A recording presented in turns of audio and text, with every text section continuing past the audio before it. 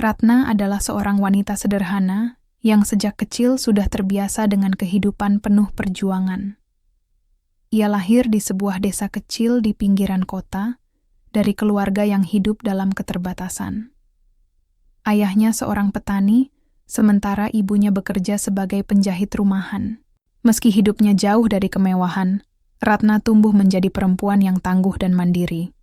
Sejak remaja, ia sudah membantu ibunya menjahit baju dan menerima pesanan dari tetangga sekitar. Ia tidak pernah mengeluh. Kasih sayang bagi Ratna bukan sekadar kata-kata, tetapi tindakan nyata. Ia selalu mengutamakan keluarganya di atas segalanya. Sifatnya lembut, tapi tegas. Meskipun hidupnya tak mudah, ia selalu menyunggingkan senyum dan pantang menyerah menghadapi kesulitan. Ratna tidak pernah mengharapkan banyak dalam hidupnya, hanya ingin bekerja keras dan membahagiakan orang-orang yang ia cintai. Hingga suatu hari, ia bertemu dengan seseorang yang tak terduga. Perkenalannya dengan Dimas terjadi di sebuah rumah makan tempatnya bekerja. Dimas bukanlah pria kaya, bukan pula lelaki romantis yang pandai merayu. Ia berasal dari keluarga sederhana, anak seorang buruh bangunan dan ibu rumah tangga, yang sesekali bekerja sebagai pencuci pakaian untuk menambah penghasilan. Sejak kecil, Dimas terbiasa hidup pas-pasan, bahkan sering makan hanya dengan nasi dan garam. Namun, ia memiliki ambisi besar dan percaya bahwa dirinya bisa mengubah nasib. Saat pertama kali bertemu, Ratna tidak terlalu memperhatikannya. Dimas adalah pelanggan tetap yang sering memesan makanan lebih banyak dari biasanya, bukan untuk dirinya sendiri, tetapi untuk Ratna. Awalnya, Ratna mengira itu hanya kebetulan, tetapi lama-kelamaan, ia menyadari perhatian kecil yang selalu Dimas tunjukkan. Mereka mulai berbincang, berbagi cerita tentang masa kecil yang penuh perjuangan, tentang impian dan harapan yang tampak jauh dari genggaman. Tanpa mereka sadari, rasa suka mulai tumbuh di hati masing-masing. Dimas selalu memastikan Ratna pulang dengan selamat. Kadang-kadang, ia datang menjemput dengan motor bututnya yang sering mogok di tengah jalan. Ratna yang terbiasa hidup mandiri awalnya ragu. Tetapi seiring waktu, kehadiran Dimas mulai membuatnya nyaman. Mereka sering menghabiskan waktu bersama, hanya sekadar duduk di taman, berbagi mimpi dan angan-angan.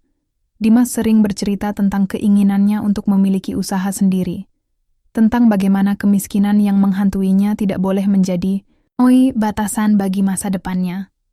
Ratna selalu mendukungnya, meyakinkannya bahwa ia mampu meraih apa yang ia impikan. Akhirnya, Dimas melamar Ratna. Banyak orang bertanya-tanya, bagaimana mungkin Ratna mau menikah dengan seseorang yang hidupnya masih begitu sulit, namun Ratna tidak goyah dengan keputusannya. Baginya, cinta bukan tentang seberapa banyak uang yang dimiliki, tetapi tentang keyakinan dan perjuangan bersama. Setelah menikah, kehidupan mereka tidak menjadi lebih mudah. Dimas harus bekerja serabutan untuk mencukupi kebutuhan mereka. Pagi, bekerja sebagai buruh, siang mengambil proyek kecil-kecilan, malamnya membantu di bengkel temannya. Ratna juga tetap bekerja, menyisihkan sedikit dari gajinya untuk masa depan mereka. Namun, dalam setiap kesulitan, mereka menemukan kekuatan satu sama lain. Ketika Dimas merasa putus asa, Ratna selalu ada untuk menguatkannya. Ketika Ratna lelah, Dimas selalu berusaha memberikan semangat. Mereka bukan pasangan yang sempurna, tetapi mereka adalah dua orang yang percaya bahwa kebahagiaan tidak selalu diukur dari materi, melainkan dari perjuangan yang dijalani bersama. Ratna menyisihkan sebagian dari penghasilannya untuk ditabung. Setiap kali jumlahnya cukup, ia memberikan uang itu kepada Diki agar bisa mulai mencoba usaha kecil-kecilan. Pada awalnya, Diki berjualan nasi bungkus di pinggir jalan, Ratna yang memasak sementara Diki yang menjualnya. Setiap pagi sebelum berangkat kerja, Ratna bangun lebih awal, menyiapkan bahan-bahan dengan penuh cinta, meracik setiap bumbu seolah memasak untuk keluarganya sendiri. Usaha kecil itu mereka jalankan di depan kontrakan. Awalnya hanya tetangga sekitar yang datang, tetapi dengan kerja keras dan pelayanan yang tulus, perlahan pelanggan bertambah. Sepulang kerja, Ratna membantu mencatat pemasukan dan pengeluaran, sementara Diki sesekali membuatkan teh manis untuk mereka nikmati bersama di malam hari. Keberhasilan kecil ini menjadi kebahagiaan bagi Ratna. Ia percaya bahwa semua ini adalah hasil dari perjuangan mereka berdua, bahwa perlahan-lahan mereka sedang menapaki jalan menuju kehidupan yang lebih baik. Namun, ketika usaha semakin menanjak, Ratna mulai merasakan perubahan. Ia tetap bekerja keras, tidak ingin hanya bergantung pada penghasilan suaminya. Tetapi Diki semakin sibuk, semakin sering pulang larut malam. Awalnya, Ratna berpikir bahwa Diki hanya kelelahan, bahwa suaminya masih sama seperti dulu, pria yang ia cintai dan perjuangkan. Namun, tanpa ia sadari, kesuksesan yang mereka bangun bersama perlahan mengubah segalanya. Diki bukan lagi pria yang takut kehilangan Ratna. Bukan lagi pria yang rendah hati dan penuh semangat seperti dulu. Ia kini terlihat lebih percaya diri, lebih menikmati hidup barunya. Ratna mulai memperhatikan perbedaan kecil yang perlahan menjadi jurang di antara mereka. Diki mulai peduli dengan penampilan, sering membeli pakaian mahal, sesuatu yang dulu tak pernah ia lakukan. Ia juga mulai mengunjungi tempat-tempat yang dulu tak pernah mereka datangi. Restoran mahal, kafe bergaya modern, hotel berbintang untuk pertemuan bisnis. "Mas, bajumu masih banyak. Kenapa beli lagi?" tanya Ratna suatu hari ketika melihat Diki membawa kantong belanjaan berisi beberapa kemeja mahal. Diki hanya tertawa kecil, seolah itu hal sepele. "Kan aku butuh buat ketemu orang-orang penting, Dek. Masa penampilanku harus kayak dulu terus?" Jawabnya ringan. Ratna tidak menjawab. Ia hanya menunduk, menekan rasa tidak nyaman yang mulai muncul di hatinya.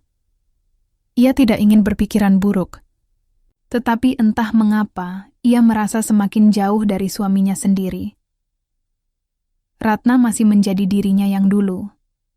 Ia tetap mengenakan pakaian sederhana, tetap mengelola keuangan rumah dengan penuh perhitungan, tetap bekerja keras di toko pakaian meskipun kini mereka memiliki lebih banyak uang. Baginya, kebahagiaan tidak diukur dari barang-barang mahal, tetapi dari kebersamaan sebagai suami istri. Namun Diki kini melihat dunia dengan cara yang berbeda.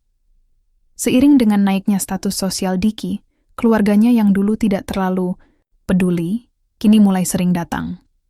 Ketika mereka masih berjuang dari nol, keluarganya jarang menanyakan kabarnya. Bahkan saat Diki masih bekerja serabutan, tidak ada yang benar-benar peduli. Namun begitu mereka mendengar bahwa Diki mulai sukses, mereka muncul satu persatu, seperti semut yang datang saat ada gula. Bu Sumi tiba-tiba sering datang ke rumah. Ia selalu membawa berbagai permintaan, mulai dari uang untuk keperluan rumah, biaya sekolah keponakannya, hingga perhiasan. Diki, yang kini sudah memiliki uang lebih, dengan mudah mengeluarkan uang untuk memenuhi semua keinginan ibunya. Ia bahkan membelikan emas untuknya. Ratna hanya bisa menelan ludah, bukan karena ia tidak ingin melihat ibu mertuanya bahagia, tetapi sejak kapan Bu Sumi benar-benar peduli pada Diki. Ratna masih ingat dengan jelas bagaimana ibu mertuanya dulu meremehkan Diki, menyebutnya laki-laki yang tidak akan punya masa depan. Namun kini semua berubah. Bukan hanya Bu Sumi, tetapi juga saudara-saudara Diki yang dulu hampir tidak pernah menghubungi mereka. Kini mendadak sering datang dengan berbagai permintaan. Ada yang ingin modal usaha, ada yang ingin dibantu melunasi utang, bahkan ada yang meminta dibelikan kendaraan. Ratna melihat bagaimana Diki selalu mengiyakan permintaan mereka tanpa berpikir panjang. Hatinya sakit, tapi ia tidak berani mengatakan apa-apa. Namun, yang paling menyakitkan bukanlah hinaan dari iparnya atau permintaan-permintaan tak berkesudahan itu. Yang paling menyakitkan adalah perubahan sikap Diki. Dulu, suaminya selalu membelanya. Dulu, Diki selalu menegur siapapun yang meremehkan Ratna. Tetapi sekarang, Diki hanya tersenyum kecil saat keluarganya mencibirnya.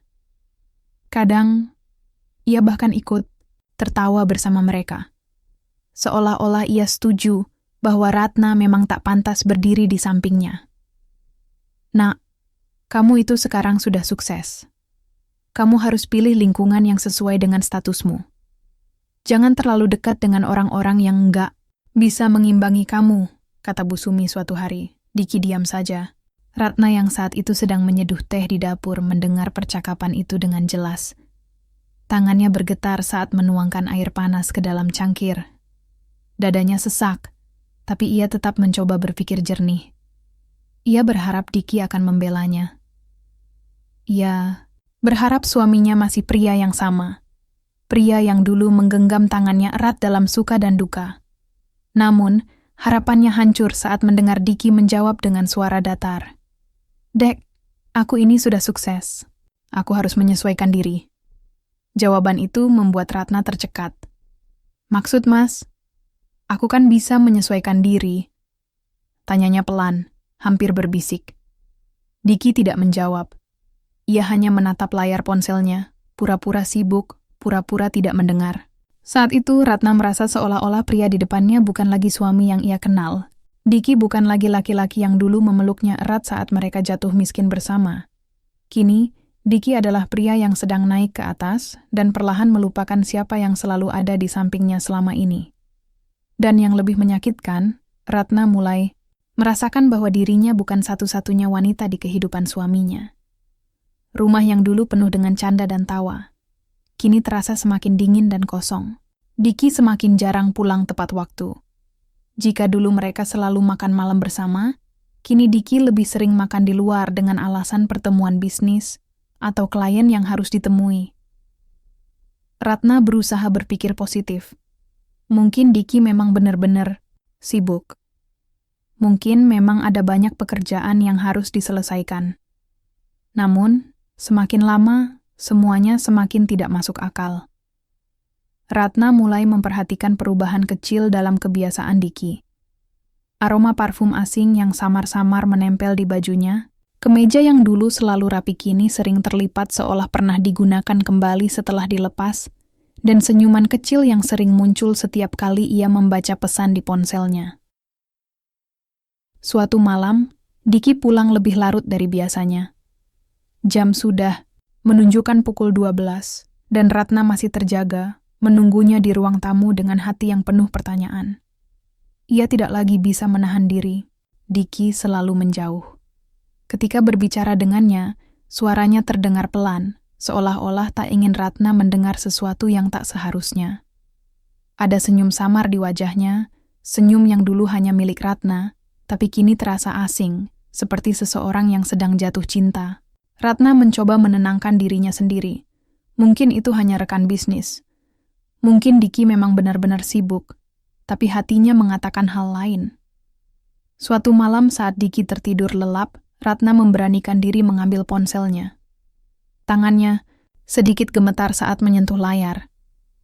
Terkunci. Tapi notifikasi di layarnya cukup untuk menghancurkan seluruh keyakinannya. Sebuah pesan singkat, disertai foto sebuah restoran romantis. Hatinya mencelos. Kenapa Diki harus makan di tempat seperti itu? Ia menggigit bibirnya, berusaha menahan air mata. Tetapi ia tahu, ia tak bisa terus berpura-pura buta. Ratna memutuskan untuk mencari kebenaran. Jika memang ada orang lain, ia harus tahu siapa wanita itu. Ia harus tahu segalanya. Beberapa hari kemudian, kesempatan itu datang. Diki bilang ia harus menghadiri acara bisnis di sebuah hotel mewah. Ratna hanya tersenyum kecil dan mengangguk, padahal dalam hatinya, ia sudah bertekad untuk mengikutinya. Malam itu, dengan hati yang berdebar, ia melihat suaminya turun dari mobil, mengenakan setelan terbaiknya. Tampak begitu rapi, begitu sempurna. Tapi Ratna tahu, kesempurnaan itu bukan untuknya. Ia mengikutinya diam-diam. Langkahnya terasa berat, tapi ia terus maju. Dan di sanalah ia melihatnya. Diki duduk bersama seorang wanita cantik, bergaun anggun, tertawa lembut sambil menyentuh tangan suaminya dengan penuh kasih sayang. Ratna menggigit bibirnya sampai terasa perih. Ia ingin berpikir ini hanya kesalahpahaman. Ia ingin percaya bahwa ini tidak nyata. Tapi saat melihat Diki menggenggam tangan wanita itu, Saat melihat tatapan penuh cinta yang diberikan suaminya, harapannya runtuh. Air mata yang sejak tadi ia tahan akhirnya mengalir tanpa bisa dibendung. Diki benar-benar mengkhianatinya. Ratna berdiri terpaku, tubuhnya gemetar. Ini adalah akhir dari segalanya, bukan? Tapi bukan Ratna namanya jika ia hanya akan menangis dan menerima semuanya begitu saja. Jika Diki berani mengkhianatinya setelah semua yang ia lakukan, maka Ratna juga akan membalasnya. Ia melangkah maju dengan tenang, menatap suaminya yang sedang tertawa tanpa rasa bersalah. Hingga akhirnya, Diki menyadari kehadirannya. Senyuman di wajah pria itu perlahan memudar, bukan karena rasa bersalah, tetapi karena kesal. "Ratna, apa yang kamu lakukan di sini?" Ratna menatapnya tajam, lalu pada wanita di sampingnya. "Aku yang seharusnya bertanya, Mas. Apa yang kamu lakukan di sini?" Diki mendesah mengusap wajahnya dengan frustrasi.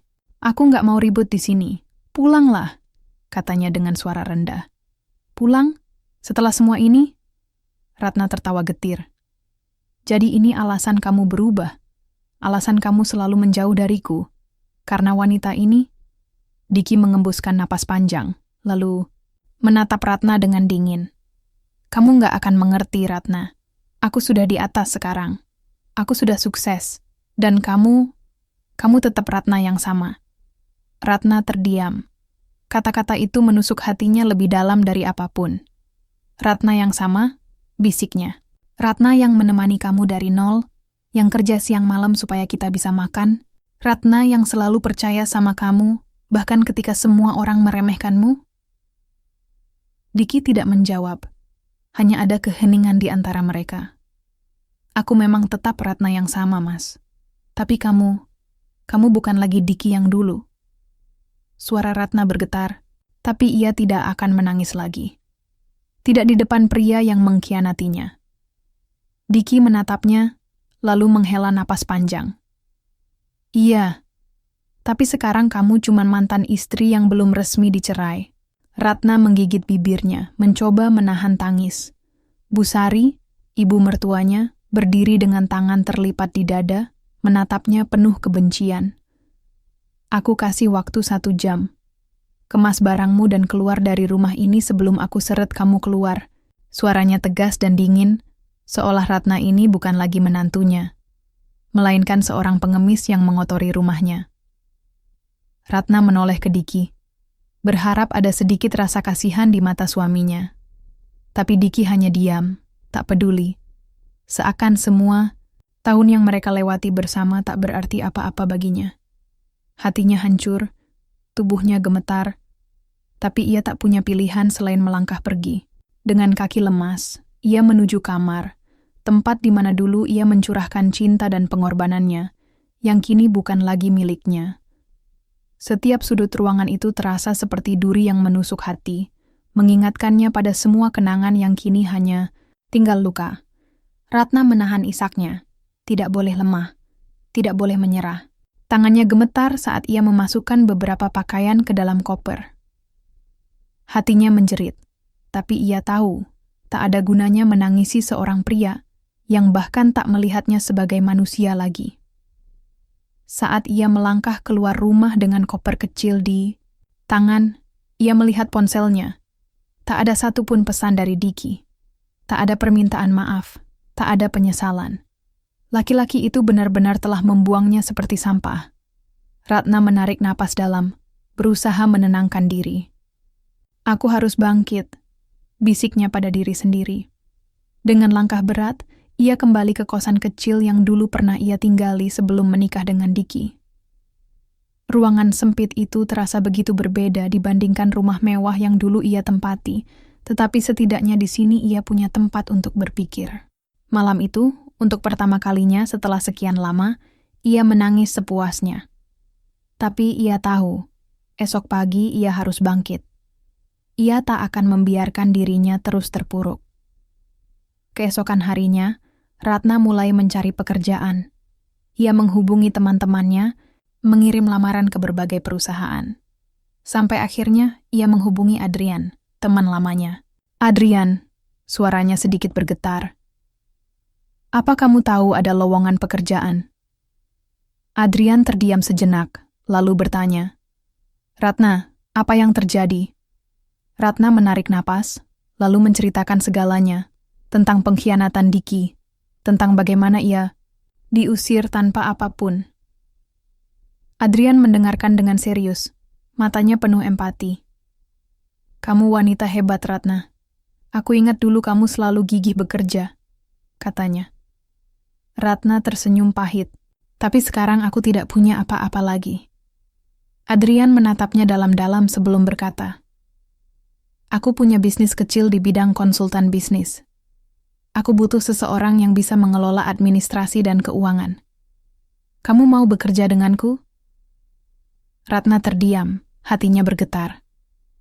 Ini bukan sekadar tawaran pekerjaan. Ini adalah kesempatan untuk memulai kembali. Dengan mata berkaca-kaca, ia mengangguk. Aku mau, Adrian. Terima kasih. Hari-hari Ratna mulai berubah. Ia bekerja keras, belajar banyak hal baru tentang bisnis, investasi, dan manajemen. Bersama Adrian, mereka membangun usaha dari nol, dan perlahan-lahan bisnis mereka berkembang pesat. Ratna mulai memiliki uang sendiri, tak lagi bergantung pada siapapun. Ia menjadi sosok yang jauh lebih kuat, lebih percaya diri. Dan suatu hari, tanpa ia sadari, ia telah menjadi wanita yang jauh lebih sukses daripada Diki. Ratna duduk di kursi, kantornya yang mewah, menatap pemandangan kota dari balik jendela besar. Ia kini adalah seorang wanita sukses, mandiri dan kuat. Lalu ia tersenyum pahit, mengingat pria yang dulu menginjak-injak harga dirinya. Aku belum selesai, Diki, bisiknya. Aku akan membuatmu menyesal telah membuangku. Di tempat lain, Diki bersandar di kursi ruangannya yang megah, menatap layar laptop dengan wajah tegang. Laporan keuangan bisnisnya menunjukkan penurunan drastis. Angka-angka yang dulu menguntungkan kini berubah menjadi merah, menandakan kerugian besar. Diki menggeram kesal, menutup laptopnya dengan kasar. Sial, desisnya frustrasi. Bisnis yang dulu berkembang pesat kini mulai goyah. Banyak proyek terbengkalai, investor satu persatu menarik diri, dan keuangan semakin tidak stabil. Ia mencoba meyakinkan dirinya bahwa ini hanya masalah kecil, bahwa semuanya akan kembali normal.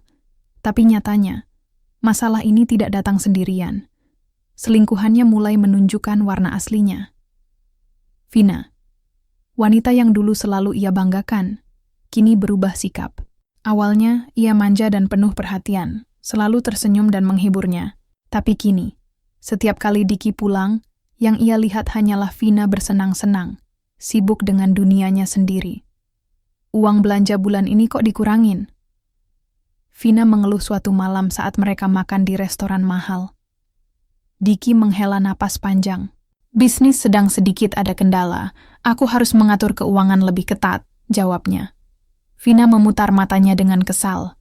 Ya ampun, Diki. Aku ini pacarmu, bukan sekadar cewek yang bisa kamu kasih uang sekenanya. Aku butuh shopping.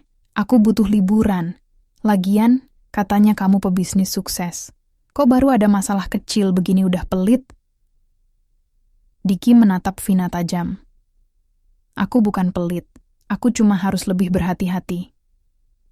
Vina melipat tangan di dadanya, bibirnya cemberut.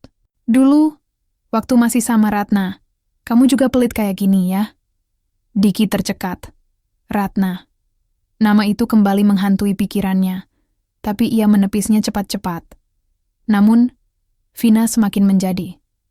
Ia mulai sering pergi tanpa memberitahu Diki. Sering terlihat menghabiskan waktu dengan teman-temannya, menghambur-hamburkan uang tanpa pikir panjang. Diki mulai curiga. Suatu hari, ia mengikuti Vina diam-diam. Dan saat melihatnya tertawa lepas bersama seorang pria di sebuah bar, darahnya mendidih. Pria itu memberinya minuman, menyentuh tangannya dengan akrab. Rahangnya mengeras.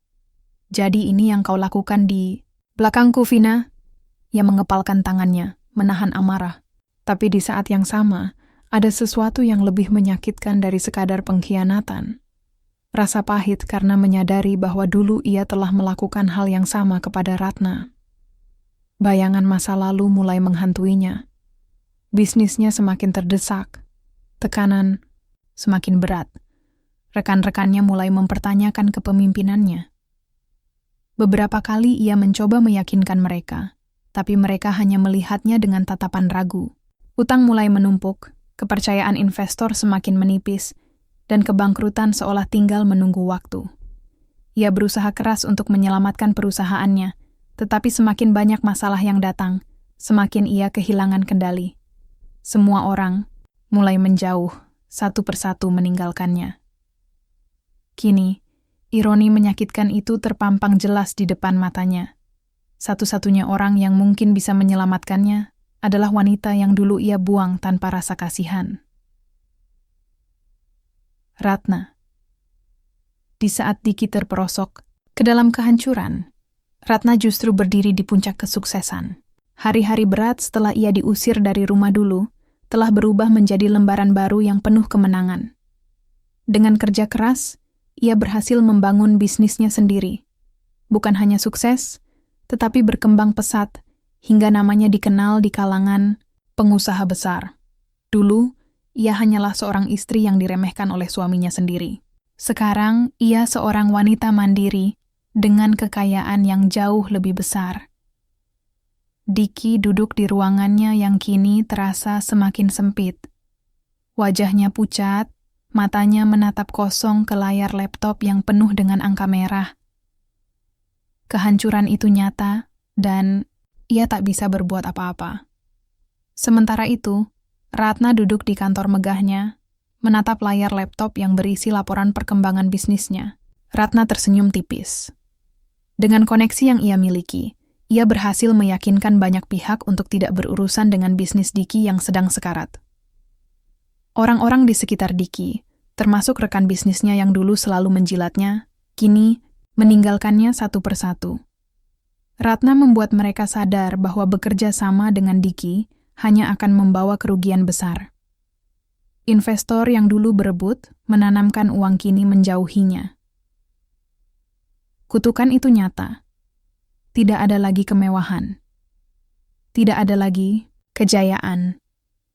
Rumah mewah yang dulu menjadi kebanggaannya kini telah disita bank.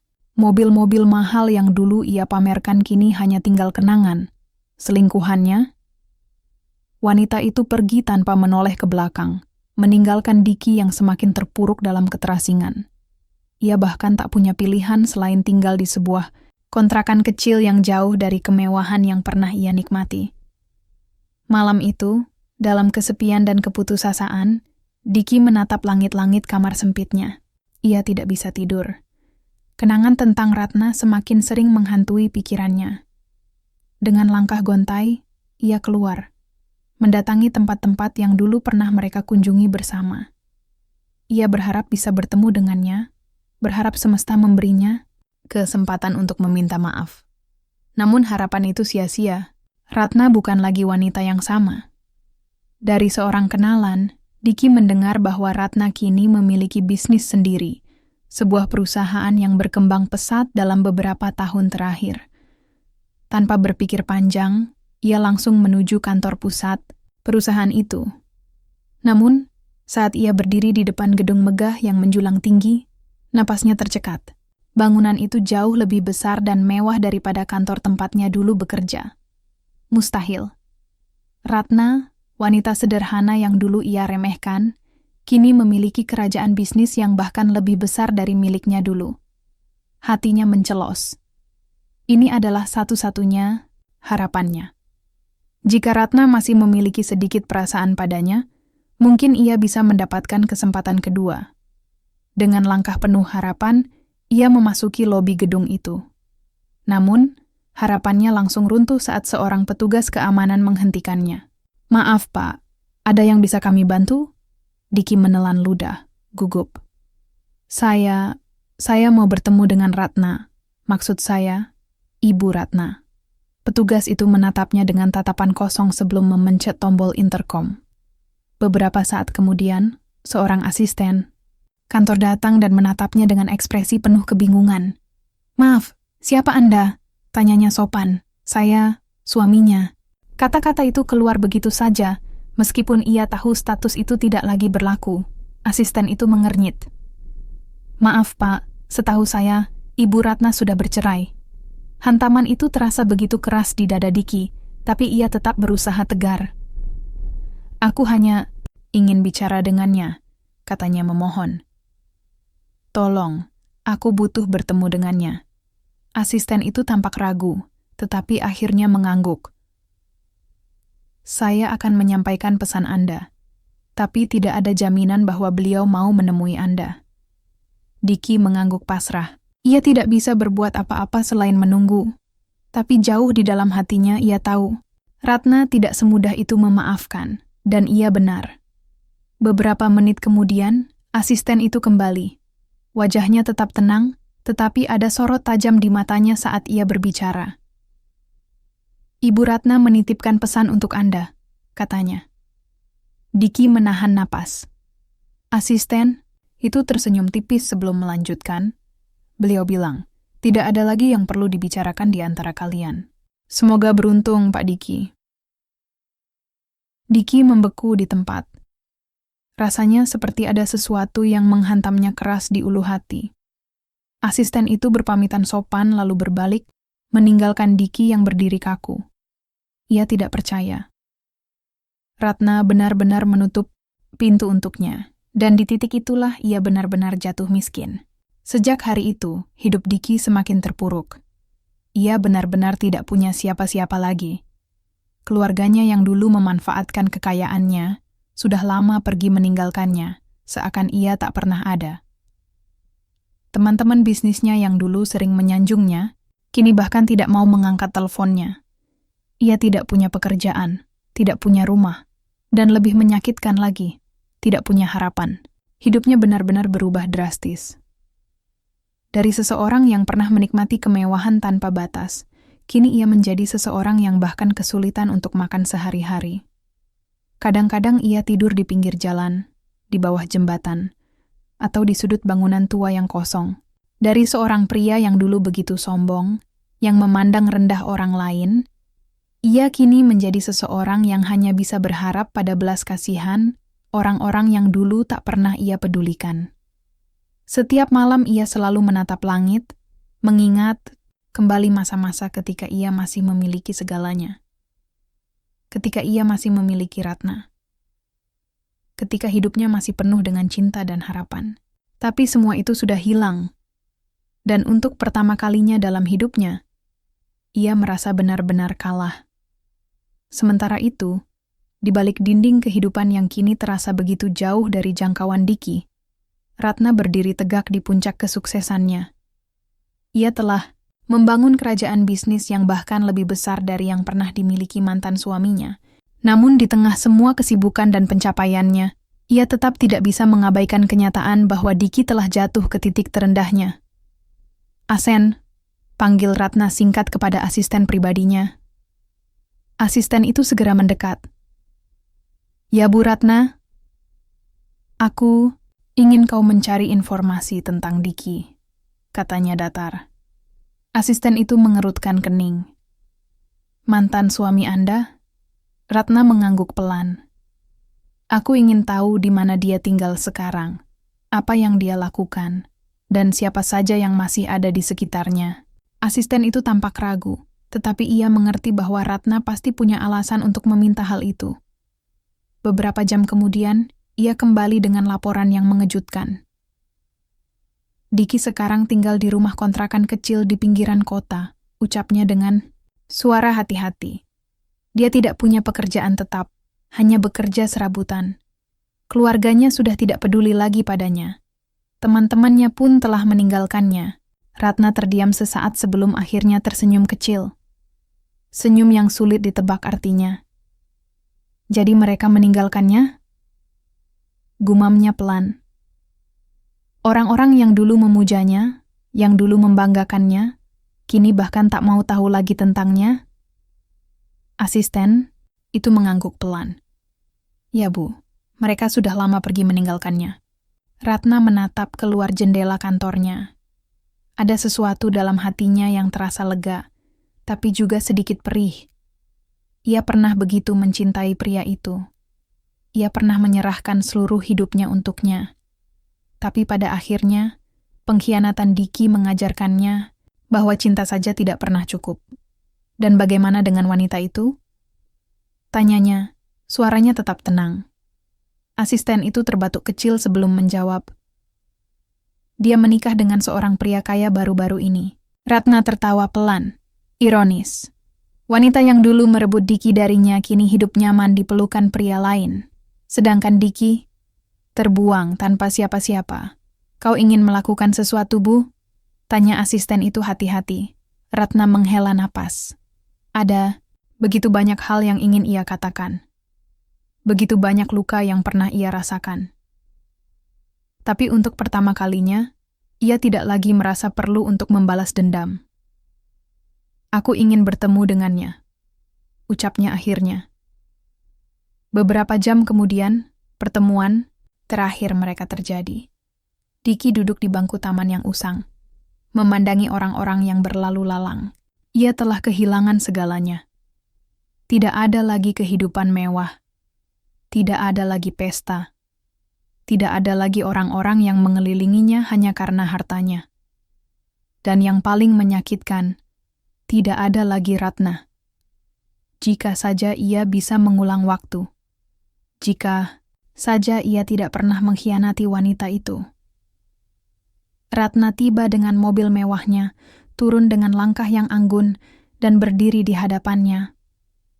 Untuk pertama kalinya setelah bertahun-tahun, mereka kembali bertatap muka. Diki menatapnya dengan mata penuh harap dan kesedihan, tetapi Ratna hanya tersenyum tipis. Aku tidak menyangka akan melihatmu seperti ini, ucapnya pelan. Diki menelan ludah. Ratna, suaranya bergetar. Aku tahu aku telah melakukan kesalahan. Aku tahu aku telah menyia-nyiakanmu. Dan aku... Ia menarik napas dalam-dalam. Aku menyesal. Ratna hanya menatapnya, tanpa ekspresi. Diki mengulurkan tangannya, berharap ada secercah harapan. Bisakah aku mendapatkan kesempatan kedua? Tanyanya, suaranya hampir berbisik. Ratna tersenyum. Senyum yang tidak mengandung dendam, tidak mengandung amarah. Hanya sebuah senyum kelegaan dari seseorang yang telah melepaskan masa lalunya. Mereka duduk berhadapan di meja VIP. Hanya ada keheningan yang menggantung di antara mereka. Diki menatap Ratna dengan mata penuh harap, seolah mencari secercah kemungkinan bahwa semua ini hanya mimpi buruk yang bisa ia akhiri dengan kata-kata yang tepat. Aku ingin bertanya satu hal, suaranya bergetar. Jika waktu bisa diulang, apa yang akan kau lakukan? Ratna menatapnya lama, lalu menghela napas panjang. Aku pernah memikirkan itu, ucapnya pelan. Pernah bertanya pada diriku sendiri, apakah aku akan membiarkanmu benar-benar jatuh atau memberimu kesempatan kedua? Tapi setelah melihatmu sekarang, aku tahu jawabannya. Diki menelan ludah, hatinya berdegup kencang menanti kata-kata selanjutnya. Ratna mengangkat tangannya, menghentikannya sebelum ia sempat berkata lebih jauh. Sudah cukup, Diki. Aku telah memaafkanmu. Diki merasa napasnya tercekat sesaat, seolah ada harapan kecil yang muncul di dalam dirinya. Tapi harapan itu hancur seketika saat Ratna melanjutkan. Tapi memaafkan bukan berarti aku akan membiarkanmu kembali ke dalam hidupku. Kau harus menerima kenyataan bahwa aku telah melanjutkan hidupku. Aku sudah bahagia sekarang, dan di dalam kebahagiaan itu, tidak ada tempat untuk masa lalu yang menyakitkan. Diki menatapnya dengan mata berkaca-kaca. Hatinya terasa hancur lebih dalam dari sebelumnya. Ini pertemuan terakhir mereka. Ratna menatapnya untuk yang terakhir kali dengan penuh ketegasan. Aku harap kau bisa belajar dari semua ini, Diki. Temukan jalanmu sendiri. Jangan cari aku lagi. Diki tidak bisa berkata apa-apa. Ia hanya bisa menatap Ratna yang berdiri, membayar tagihan mereka, lalu melangkah pergi tanpa menoleh sedikit pun. Ia ingin berteriak, ingin memohon, ingin meminta satu kesempatan lagi. Tapi ia tahu itu sia-sia. Ratna telah pergi dari hidupnya. Dan kali ini untuk selamanya. Diki duduk terpaku, menatap kepergian Ratna dengan air mata yang mulai menggenang di matanya. Ia telah berharap bahwa Ratna akan memberinya kesempatan kedua, bahwa ia bisa kembali ke kehidupannya yang dulu. Tapi, kini harapan itu telah hancur berkeping-keping. Ratna sudah berada jauh di atas, sementara ia tenggelam semakin dalam ke jurang kehancuran. Ia mencoba bangkit kembali, mencoba melamar pekerjaan di berbagai tempat. Tapi tidak ada yang mau menerimanya. Reputasinya sudah rusak. Dunia bisnis tahu betapa suksesnya ia dulu, tapi mereka juga tahu bagaimana ia kehilangan segalanya karena kesombongan dan kebodohannya sendiri. Bahkan orang-orang yang dulu mengaguminya kini hanya menatapnya dengan sinis. Bukankah itu mantan suami Ratna? Dia yang dulu sok kaya dan meremehkan istrinya sendiri? Sekarang lihatlah dia. Setiap kali Diki mendengar orang-orang membicarakannya seperti itu, dadanya terasa semakin sesak. Ia ingin membela diri, ingin berteriak bahwa ia telah berubah. Tapi kenyataannya, semua yang mereka katakan benar. Ia memang telah meremehkan Ratna. Ia memang telah memilih wanita lain, hanya karena tergoda oleh harta. Dan kini, ia menanggung akibatnya. Keluarganya sendiri pun mulai kehilangan kesabaran. "Sampai kapan kau akan mengandalkan kami?" bentak ayahnya suatu hari. "Aku sudah mencoba, Pak, tapi tidak ada yang mau menerimaku." Ibunya hanya mendengus sinis. "Kau yang membawa dirimu ke dalam kehancuran ini karena keserakahanmu sendiri. Kau ingin hidup lebih mewah? Sekarang lihatlah dirimu. Bahkan mencari uang sendiri pun tak bisa. Adiknya yang dulu selalu membanggakannya kini bahkan tidak peduli lagi. Lebih baik kau tinggal sendiri. Aku tidak mau orang-orang melihat kakakku yang dulu kaya raya sekarang jadi pengangguran." Diki menelan ludah, menunduk, tak sanggup berkata apa-apa. Mereka benar. Ini semua salahnya. Ia sudah menanggung akibat dari perbuatannya sendiri. Hari-hari berikutnya menjadi neraka bagi Diki. Tanpa pekerjaan dan tanpa uang, ia terpaksa mengemis di toko-toko dan terminal. Ia makan hanya dari belas kasihan orang-orang atau dari sisa makanan di tempat sampah.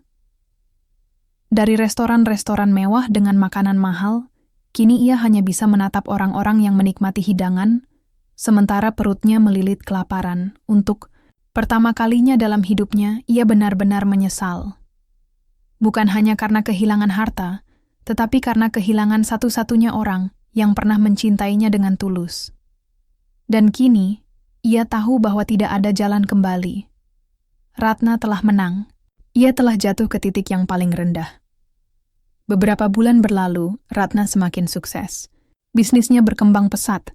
Namanya dikenal luas di kalangan pengusaha ternama. Segala penghinaan yang dulu ia terima telah ia balas dengan kesuksesan dan kejayaan. Suatu hari, saat sedang mengunjungi salah satu yayasan amal yang ia dirikan, matanya menangkap sosok pria lusuh yang duduk di sudut jalan.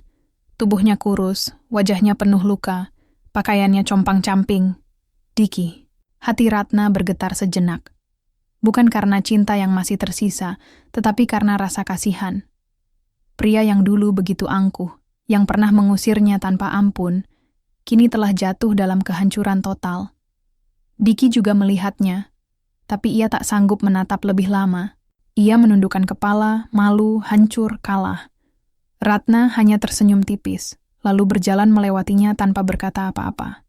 Ia telah menang, bukan dengan balas dendam, tetapi dengan keberhasilan dan kebahagiaannya sendiri. Ia telah meninggalkan masa lalu dan kini berjalan menuju masa depan yang lebih cerah. Hidup adalah perjalanan panjang yang penuh dengan ujian.